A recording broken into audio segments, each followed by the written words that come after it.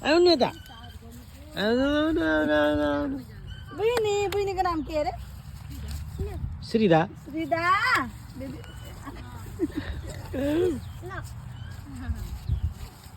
baby बस भन्नु तिमी बस भन्नु बस बस बेबीसँग ल बेबीसँग बस ल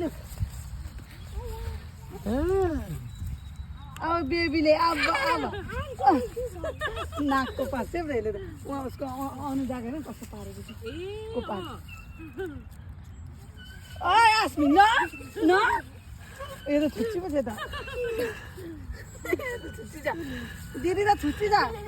उसँग भन्दा सानो जानदेखि विशाल भाइलाई कपाल अरू कपाल पनि काटिदियो चिन्डे बनाएको